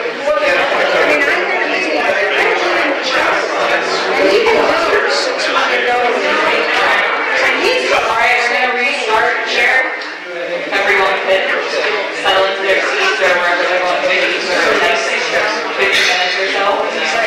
Just to recap, Someone to stay in the background. we have Rick Wallace here. He is running the campaign for the levy. We have Alice Larson, who is going to be giving the opposition. They both have written the statements that you will see in your voters pamphlet. And then we have Charlie Prickard here, who is chief of the fire department. He will not be giving an opening statement. He will be here for more factual purposes, as we already have a pro person here. Going over the format again, each Alice and Rick have 3 minutes to give an opening statement. They're getting a little bit more time. But they do still only get 2 minutes to answer each question and 2 minutes for a closing statement. Once again, all questions will come from the audience. That is questions with no statements. Please keep them brief. There are a lot of people who would like to ask questions and very complicated answers. All questions will be delivered in a polite tone, and again, watch your language as we are being broadcast live on radio and on television. I will determine if the question has already been asked and answered. If so, we will move on. And if I determine that any question is inappropriate, we will move to the next question. With that, we will start with Alice. She'll give her 3-minute opening statement, and then we'll move on to Rick. Finally, I'm feeling like we're going to get a chance to talk why we're not supportive of the levy. So does the Vashon Fire District really need an 87% increase, an extra $2 million, which will increase to $4 million by 2023, given how the levy's written? Let's take a look at what the facts are. Yes, calls are up from 1990, but we also have started employing full-time permanent firefighters, and we have 13 of them now on staff to respond to that. The population really hasn't changed since 2010.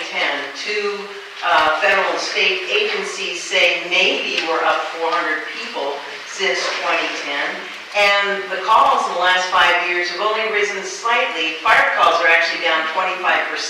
That information is from VIF on the website.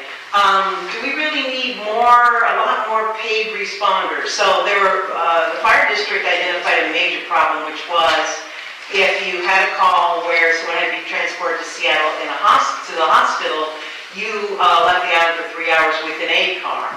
Were not available. So what did the fire district do? They set up a two-pronged system to deal with that. One, they started charging for transport, and with the $300,000 that will be raised, they're going to hire 24 part-time people who will just be responsible for driving that ambulance. Therefore, the permanent people, full-time people, will be here on the island all the time able to respond. Those part-time people, when they're not driving the ambulance, they'll be able to respond as well. In addition, fire districts also set up a system where they arrange for transfer of patients to private ambulances. And that transfer has taken place and can take place either on Vashon or Fauntleroy, meaning, again, personnel won't be off. So these are basic life support, not heart attack sort of things, which are handled by King County. Backup's always a helicopter, as it has been for a long time. So, you know, do we really need a lot more responders? The calls haven't gone up that much. What about the volunteer recruitment program? Well, we faced a problem long ago with not enough volunteers. So what the fire district did is they set up a very successful program where they recruited off-island people who wanted to train as EMT firefighters. They came over here to our academy, and in return for us training them so they get a professional job, they agreed to literally live in our fire station on a shift and give us their volunteer services. So that has been a very successful program, has major turnover because it's planned that these people will get a professional job. And that's time, Alice. I'm sorry.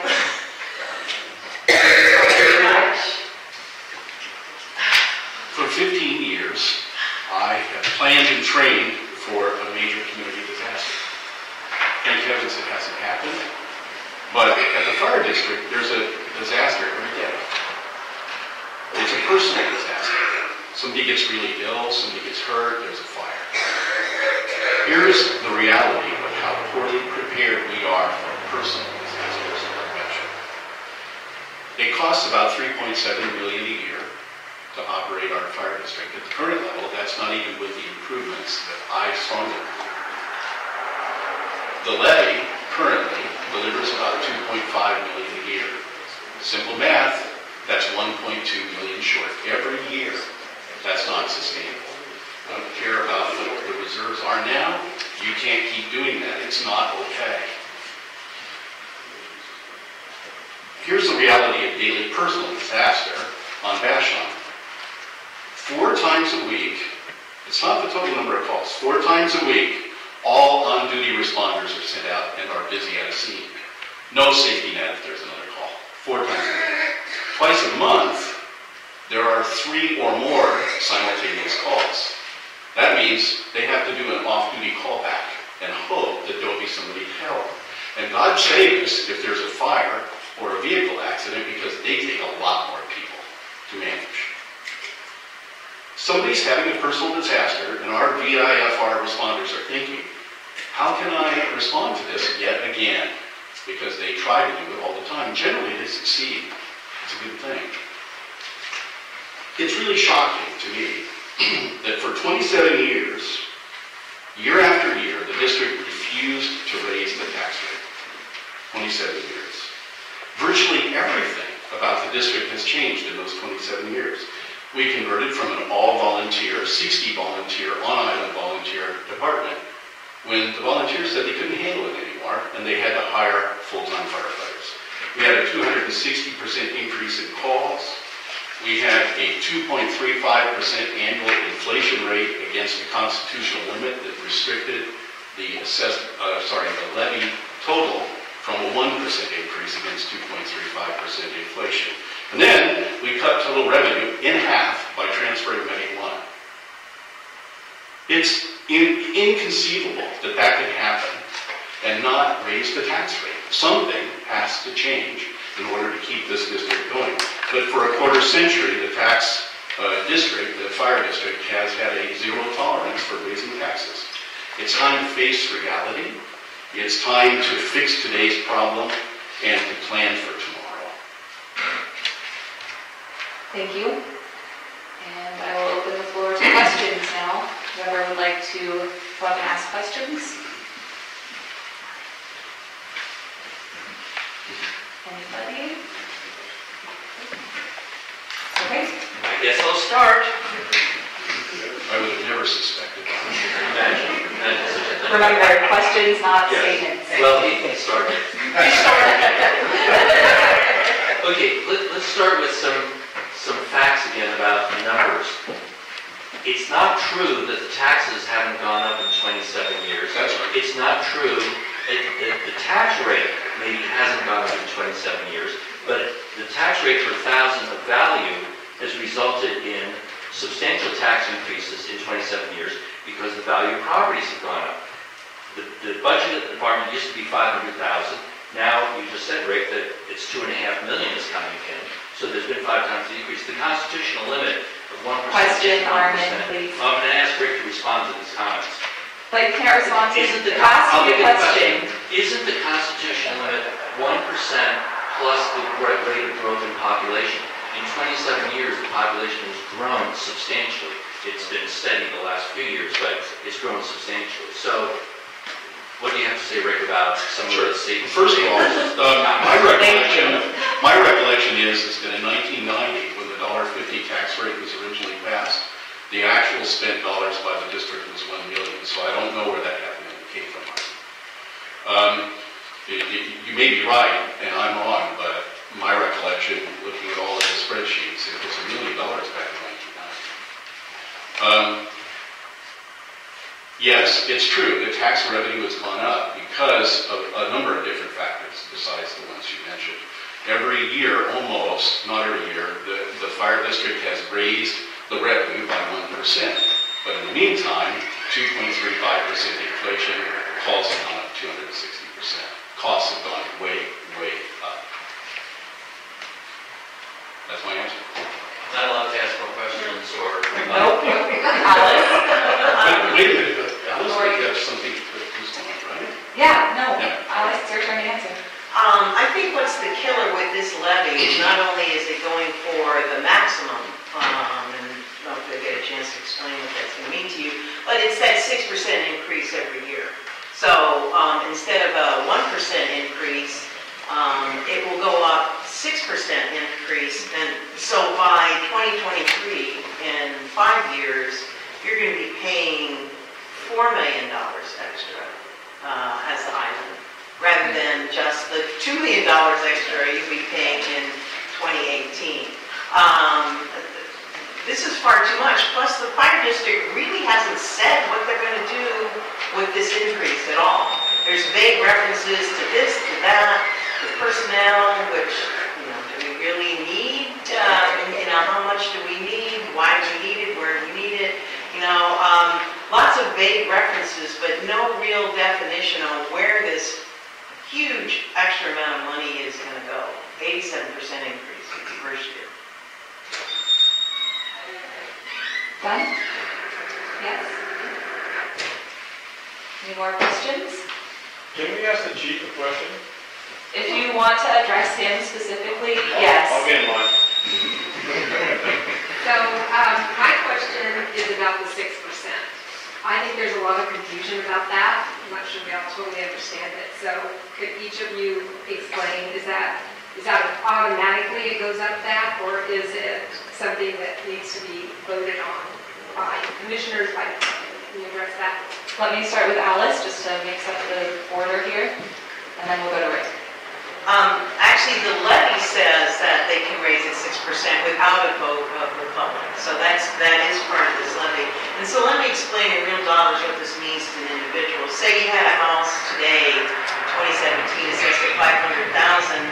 Because the property values on Vashon have gone up 17%, this new levy, 2018, would start at that assessment for your house. $585,000 is what it would be assessed at in 2018, applied the 1.5 applied to that. That means that you paid $468 in fire taxes in this year.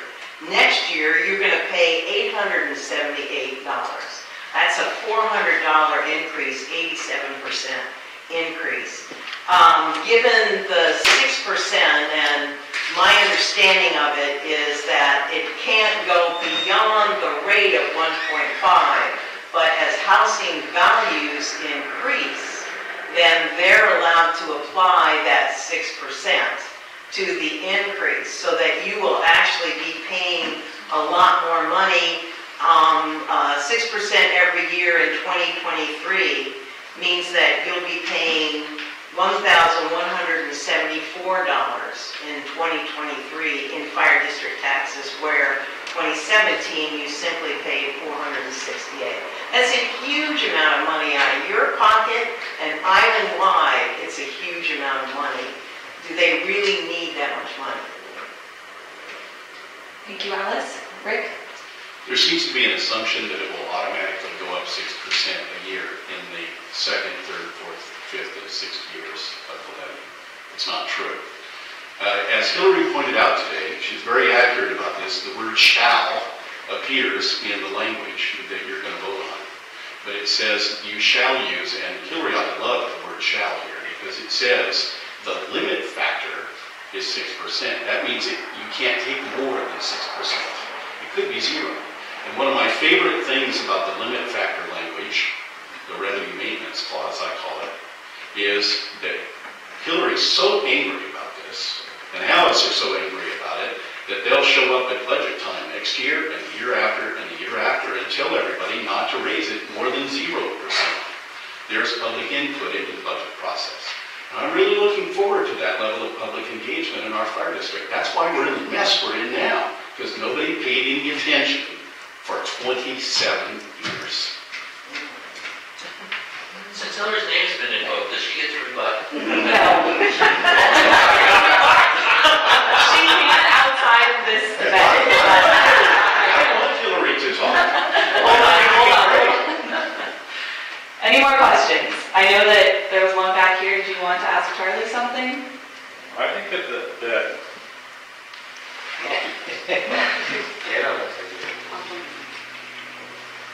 I phrase this with a question.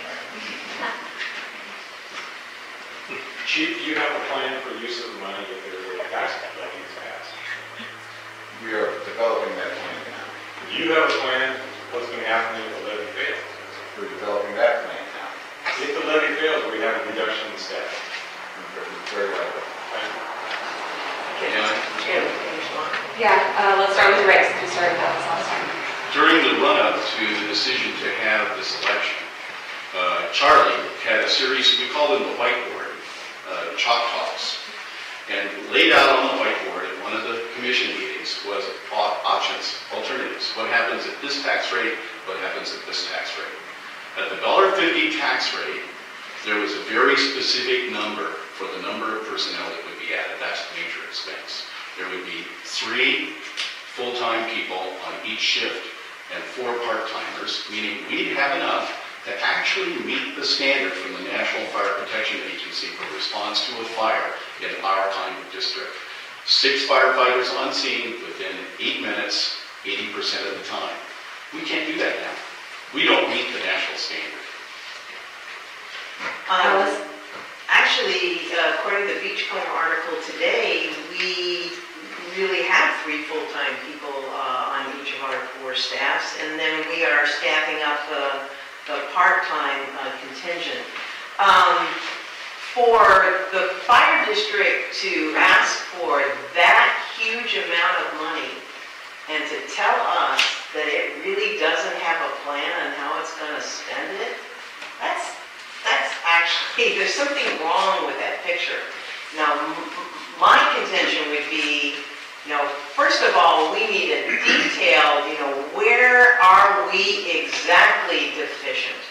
And, and then we need to talk about the $2 million extra. Where will that money go to meet those specific needs?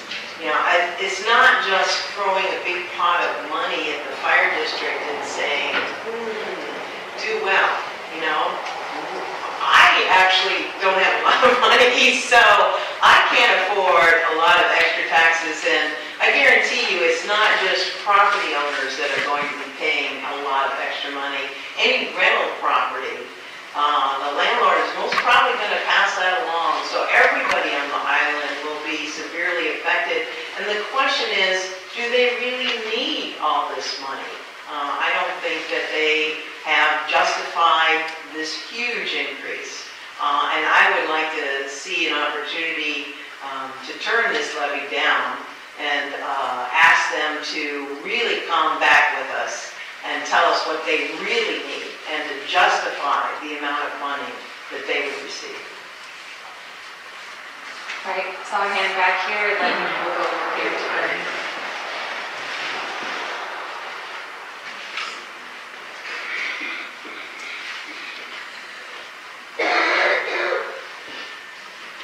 Takes a lot of, when you get old, it takes a lot of courage to keep getting older. My favorite thing about Joe is his joke that he used to tell about which side of the flowers he was. No, I can see both sides. To me, I look at it and I say, I pay insurance on my house.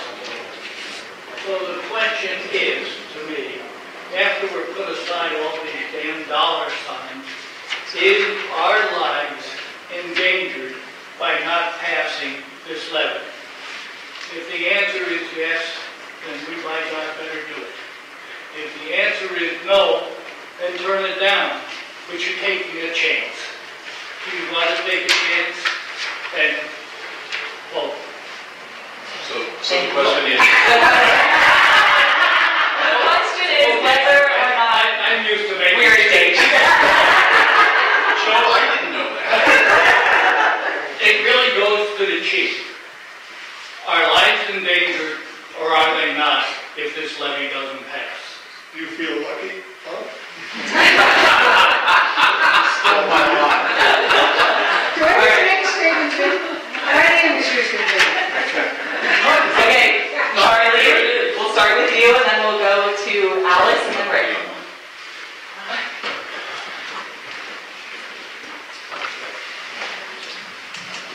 Thank you, Joe. It's a tremendous question with no simple answer. I often equate the fire district to being insurance. How well insured do you want to be? We are regularly seeing simultaneous calls demanding we actually address more patients than we have staff on duty. It's becoming a common occurrence. Perhaps it'll pass. Hopefully it's a fact. We focus on these people being on duty for the aid calls, which is predominantly our work. But you don't want us there just for the aid calls. You need us there for your house, your fire, your car accident. those are labor-intensive tasks.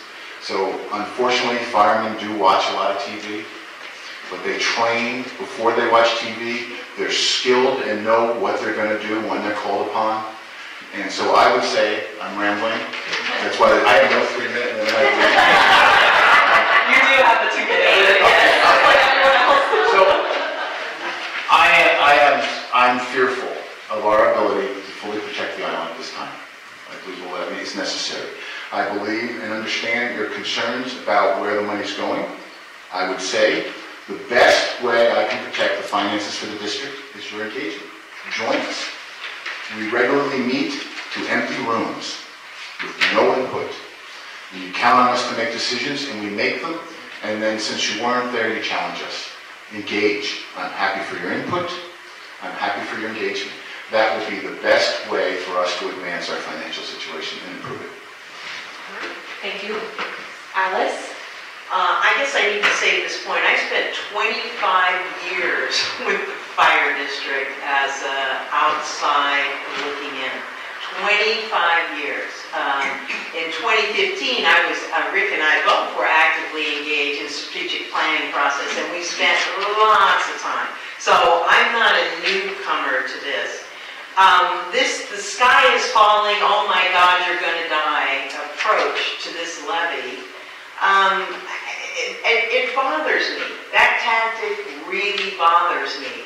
As I said, population hasn't changed on the island in almost 10 years. You know, the calls are up just slightly, fire calls are down. So, you know, we didn't have simultaneous calls for the last 5 years. Yeah, I think we did. Because nothing much has changed on the island except now we have a primary care healthcare system to take off some of the patients when we didn't have that system, and then their only alternative for healthcare was calling an emergency. The volunteer program, I wanted to say something about that. So we have a successful volunteer program. We do have volunteers on island. We have a growing support staff. We have explorers, and we do have on island explorers, volunteers. And yeah, it would be nice to have more. You know what? The fire district used to have a volunteer coordinator who was very successful recruiting off-island volunteers and filled this training program. That same level of effort has never been applied to finding Vashon volunteers, full responder volunteers, which we all agree would be the best way to go. The fire district no longer has that position. You know, there are things that can be done to help the situation besides $4 million. Thank you, Alice. Rick? Joe, the answer is yes. Lives are at risk. The question is, how much risk are you willing to take? Your life's at risk every day. Sitting right there, your life's at risk. My life's at risk right now. I'm a heart patient. The question is, how much risk are you willing to take? So Saturday night, one of my closest friends fell off a ladder. Broke his pelvis, broke his arm. He's in his 3rd surgery now at Harvard. At the same time that happened, there was a full cardiac respiratory call on Mariana. Now, was somebody's life at risk when all those units were tied up with that? That's a lot of work. That is not one firefighter rolling up in one vehicle. That is a lot of people to stabilize patients, resuscitate patients. That your life's at risk, absolutely. And if you get the call stacking that's going on, 20% increase in call stacking this year, then people are at risk. I'm not going to say that everybody is going to die, but I am saying that it's by luck only. Thank heavens that this district has people that just completely respond and perform under the adverse circumstances that they don't have enough people. There are not enough people. That's the problem. So what will the $2 million be used for? The first thing it goes for is $1.2 million goes right into the black hole. That $1.2 million shortfall in revenue against the cost just to have the district the way it is now, not to improve it. Then we need to bank money for replacement of fire engines, maintaining buildings, and the increase in the responders that we need. I really believe this. I've been working on this this for months now, and we need more responses. Thank you. So a question back here, if you still have one. Oh, if you still have one, have it addressed. I have three. Just one for now, please. Okay. Well, first I'd like to correct the impression that Alice and Hillary are angry. They are not. They're friends of mine. Figure speech. That's a second. But the world out there is listening. Second is the relationship between fire and neighbor care health. I was shocked, shouldn't be, to see Dr. Cook say that when they close their doors up there on Sunrise Ridge, that's it. It's Charlie and his cohorts. They're going to take care of me when I'm sick or fall back. What's our relationship? What's your relationship, fire? And what's the levy's relationship? Because I haven't seen anything in here about our relationship to native care health. Second question is, they're a big outfit. They like to expand.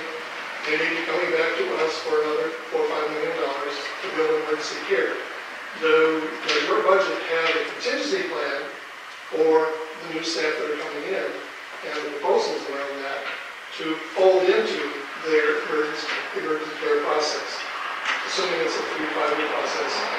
That's what Charlie thinks that we must achieve for this year. I have no... Oh, I'm sorry. Microphone. My considerations and efforts right now have not engaged neighbor care's plans for expansion or any of their plans. We have been working to grow our relationship with them from a fundamental day-to-day services point of view to the island. But if they're going to pursue expanding and additional budget impacts that could engage us or impact us, we'll have to coordinate with them. I have nothing in place right now to deal with that. Okay, let's go to Rick and then Alice. Well, I know something about neighbor care. Bernie was on the team that helped us save the clinic from reopening, and several other people in this room. I'm not aware of any actual concrete plans to open an emergency care operation on the island by neighbor care. They emphatically, when I was involved in that effort, said it's primary care, and in fact, I have seen for myself that if they have an emergency, they call 911. No, that's the way it works. A significant percentage of the calls from the district are to Sunrise Ridge. Okay, Alice? So as a professional, I've worked with community health centers like Neighbor Care for 40 years. So it is a primary care clinic, and what it does is it takes care of all of those calls that would normally have gone to Charlie during the day if we didn't have doctors on the island. They have added staff so that they can do same-day calls. They're being very creative, very flexible, and they've been here one whole year. Always, a primary care facility will always call 911 emergency care when the patient warrants emergency care. I would hope that Charlie will, actually, I'd love to hear that Charlie and the administrator from Neighbor Care are having lunch once a month, you know, to talk over what's going on with healthcare on the island. That just makes common sense. They are not a closed system at all. They are open to coordinating with communities. That is their mission. I did want to say something about the level of care. What Rick just described as 2 simultaneous calls, that full cardiac arrest would have been dealt with by King County's paramedics and King County's Medic 1 vans. That's the level of care that they deal with. So each healthcare system on the island deals with a particular level of care. May I clarify a procedural statement there? Sorry, I can't, no. Did he speak yet? Yeah. I started. You went first. Actually, there was a question back here. I'm sorry. Sorry?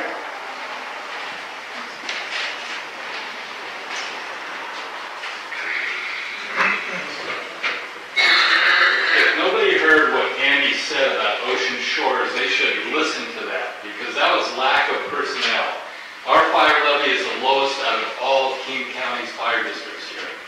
levy, not raised it in 27 years, scares me. And it scares the amount of responders. And I would like for the panel to clarify that last statement about 8 cars and King County paramedics. And the fact that, Charlie, if you do get this levy, what are your goals? What are the things that you would like to see happen here? Because I don't want to have one firefighter show up at my house fire when the others are out somewhere else. We need more staff here, and I fully support this fire levy. I guess we'll start with Charlie and move down. Well, folks, and I've had questions similar to this outside of this arena tonight. It looks like we send a lot of people to a call. You'll see a lot of apparatus. That's a philosophical working model. That's an essential. It's easier to send people back that you don't need than to be there saying you wish you had 7 more people. An industry standard for us, for example, at a CPR call, a critical heart patient call, is you need 7 people. That's an industry standard, period. So for an ALS call, I appreciate that the medic one will do the heavy lifting, but they will not do it without BLS support. We will support them. We go on every call, be it ALS or not. So regarding how the funds will be spent, as I mentioned earlier, we're building that. Last night was the first night with the commissioners to see the preliminary layouts I'm putting on the table. My priorities are fairly simple. Staffing is critical. How to staff a shift. You hear we actually have 15 firefighters on staff, but that doesn't mean they are all working. We are contractually obligated to and very often run with just 2 career firefighters. That's the minimum. It happens. So we will work to provide better resources from a personnel point of view. Then that we will support them with the equipment that they need. The bulk of our equipment, as has been mentioned earlier, has a useful life and it needs to be replaced. And the funding's in place to replace our essential equipment like hose and ladders and air packs. There is no funding set aside to replace any of those things. So people, equipment, and then I would worry about the facilities. All right, Alice? I would say there's a huge difference between nothing and absolutely everything Cadillac. And I think that the fire district needs to find that middle ground. Now, responders do a great job. There are a lot of people involved here that I like very much. I'm not angry, but, what I think we need to do is to say no, and then ask the fire district to come back with a middle ground that's reasonable and that won't overstress us. I did want to say something about the facilities and the vehicles. We've been talking about, the fire district and the community, been talking about surplusing 2 rarely if ever used stations for well over 10 years. That means we've been maintaining them for well over 10 years. Do we really need them? I heard Charlie doubt that last night. I mean, whether the levy passes or not, why don't we sell those, take the money, put it into some of the deferred maintenance on the other facilities? In terms of equipment, why don't we look into leasing instead of buying? That way, at the end of the useful life of the equipment, we're not left with something that happily we're able to donate to a community in need, but we get newer equipment all the time. Leasing might make a whole lot more sense. So there are other ways to address these issues besides maximum amount of money thrown at it. All right, Rick? It's lease purchase that most people have been suggesting, actually, which means you do own the vehicle when you get done. You're going to have to talk a long time to convince me that it's okay to use taxpayers' money to buy a fire truck that should cost $500,000 for something around $600 or $750, depending on the financing method. Now, it might make sense when you weigh inflation against the interest rate, but currently, we checked around today, some of us, and there isn't anybody in this region that's leasing fire trucks. There's a story that somehow some huge percentage of fire trucks nationwide are lease purchased. It's not true, and in fact, Chief is talking to the person that wrote that article from 2012 to get more information about leasing. What I know to be true is no decision has been made about leasing versus cash purchase versus a bond in a few years, whatever. No decision's been made. That decision's being made as part of this process of the two budgets. What are we going to do if it fails? What are we going to do if the levy passes? And I hope, this is going to sound old already, I hope you all, everybody here tonight, will come to the public hearings that are going to be held on the budget right up until it's adopted, which will be after the levy either passes or fails. Thank you. I saw we have at least 2 more questions. Hopefully we can get to both of them. I think if you want to come up, go ahead. You have to be out of here by 9, so about 20 minutes. All right, this question's to Alice. I see that you think that we're efficient, Jojo, efficient with staffing, with 15 guys, 13 guys. Do you have the numbers for how long a call takes, back-to-back calls, or how long a fire call takes, or an injury accident? Do you have those numbers? I think that would be great to take a look at because the fire district has just changed its system. That means that its permanent staff will not have to be off island for 3 hours at a time. So when you add that to how long a call takes, then that really skews things. So I think that's a great point. We need to take a real close look at the data system of the fire district and see how long calls really take and what the statistics are on all of that information. During that 2015 strategic planning process, I spent a lot of time with George Brown, the assistant chief at the time, looking at the fire district's data system and polling statistics and working with the King County technician in charge of gathering all of that information. So I know there's a wealth of information within that system that could be mined to really tell the district a lot in terms of planning, and that was one of my driving forces for being involved in the strategic planning process. Anything to add, Rick? Not really, no. Okay. So, Hillary, it's your turn. Brief question, please. Yes, but Joe got to make a little statement, so I'm going to use that. So what this says, and I'm reading from the letter thing, it says here, the district has determined that a limit factor of 6% shall be used to determine the actual levy dollar amount, subject to the maximum statutory rate of $1.50 per thousand of assessed evaluation. And what that means, and the reason it's limited to 6% or $1.50, whichever is lower. And that's the way it is. And it says shall. And I just want you to know, I don't know what you're going to do. Okay, the question is that at the end of this, it's $6 million you're collecting. I want to know what you're doing with $6 million. So, my first? Yeah, go. Yeah, you can go first. And the key words here are limit factor and what it means in law. So I read the RCWs today for about an hour looking for the definition of the limit factor. And shall, it's very clear what shall means. It means it's mandatory. The limit factor, defined in law, says anywhere from 0 to 6%. I'm sorry, you got this wrong. I'll leave the RCW. Yeah, please. And I would, if I'm wrong, then please get back to us and let us know. Because that's not what I favored when this all happened.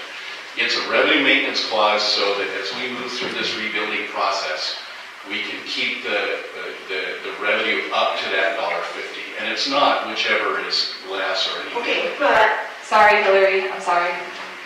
Are you all finished, Rick? I think so, yeah. Probably done for.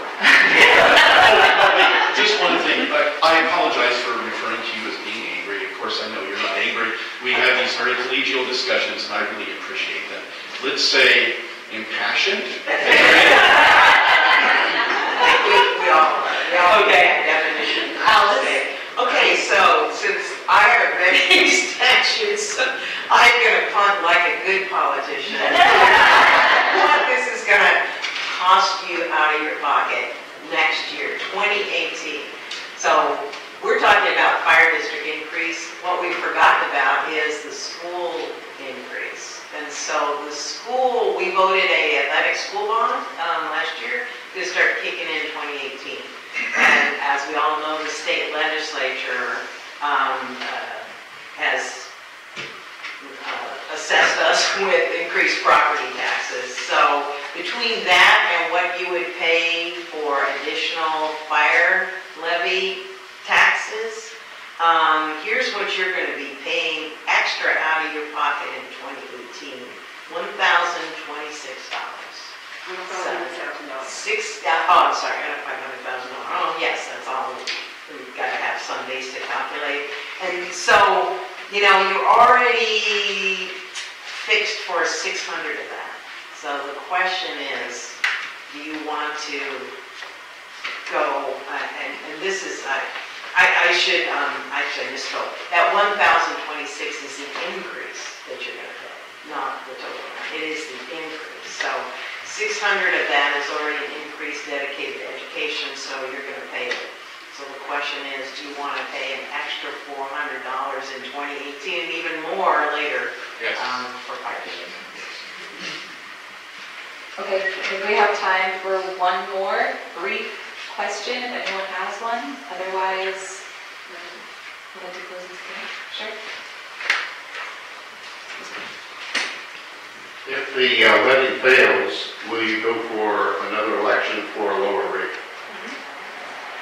You were looking at me, not like... I'll start with Alice. I was looking at you because I have my glasses on, Rick, and you were closest.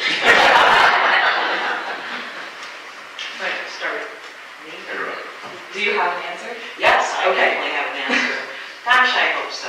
You know, that's really what I want, you know. So, yeah, okay, so maybe I could be convinced that they need some more money, but they don't need the absolute maximum. And yes, I hope that like we did with the school district, you know, we say, go back and rethink this and give us details on exactly why you need the money, exactly where you're going to spend it. Take out that 6% increase every year and come back to us with something that's reasonable. What's been proposed a couple of times in the newspaper I saw today was, you know, 1.38 without the 6% every year increase, just the standard 1%. That is without a vote of the public. So yes, that's what I hope happens, is this gets turned down and then the fire district comes back with a more reasonable, justified levy proposal. Great. I keep hearing that the tax rate is at the absolute max. It's at the absolute max for a general revenue. But even if the $1.50 passes, there will be 12 of the 24 districts in King County that will be taxing at a higher total tax rate than VIFR. Currently, we're at number 24 right at the bottom. Even at the $1.50, we'll be in the middle. The reason is that all those other districts are doing maintenance and operations levies, EMS levies, bonds, and fire benefit charges. And Gary back there did an incredible job researching all of this and made the list. So we are really at the max. That's not true. We're maybe going to be average. And I haven't seen anybody on Vashon since I've been here since 1999 that was average. I'm not average. Do you have any or are you okay? Any last questions? All right. So you guys each have 2 minutes for, the two of you have 2 minutes for a closing statement. I'll start with Rick. So a lot of the heat on this issue seems to revolve around the size of the tax rate increase. If you're upset at the size of the increase, I assume you're also really, really, angry about the circumstances that caused the big jump. It's that you didn't pay the $1.50 for 27 years. The district should have been bumping up the tax rate every few years by a nickel or a dime, just like the school district does all the time. And we wouldn't even be having this conversation. We'd be up there at $1.50 and we wouldn't be in this shortfall situation. So be angry that you didn't have to pay those taxes for 27 years if you're angry at the size of this jump, because it's a catch-up. That's what's happening here. We're catching up for 27 years of bad decision-making, at least in my view. We didn't plan for tomorrow, now we need to make up for it if we want to have it tomorrow. If you think of VIFR as insurance, somebody said that, I like that, it's really a good value. It's our only 24-hour medical care. We already talked about that, primary care center, and now this is it. If you have a problem at 2:30 in the morning, you're not going to go call Gary Cook and have him meet you down at the clinic anymore. It's not going to happen. Basically, the bottom line from me is you can't operate the 2017 version of VIFR on a tax rate that was set back in 1990 and has eroded as a tax rate ever since because, as everybody's pointed out, assessed value kept going up and that drives the tax rate down. But inflation and other factors have eaten up all of that. And we have a 1.2 million shortfall that we have to make up. It's not sustainable. Alice? I would say, I'm sorry, but just not much has changed on the island. You know, our population hasn't increased that much. Calls are up a little bit. Fire calls are down 25%, you know. So we got simultaneous calls before. We handled it. We keep increasing personnel. We have a good system in place to keep our responders on the island at all times. We have King County now, paramedics as our solid backup. We have some volunteer options, including a good volunteer recruitment program that is successful, that is working. There are ways to look at our facilities, sell the two we don't use. Let's look at leasing equipment. You know, do we really need all this extra money going to the fire district? I don't think so. You know, and again, I said this before, I hope that you will vote against this one to give a message that it's just overkill, it's just too much. We don't know what they're going to do with the money, you know. So please, come back to us with another proposal that's more reasoned, that we know where the funds are going, that we know that you really need. All right. That is it. Thank you. Can I say one last thing? There are two handouts. You've seen a lot of literature from the pro-levy. We passed out two handouts here today. We're going to try and get those out some more. And so please take a look at that information and contact myself or Hillary if you have any questions. Okay. Thank you to the candidates and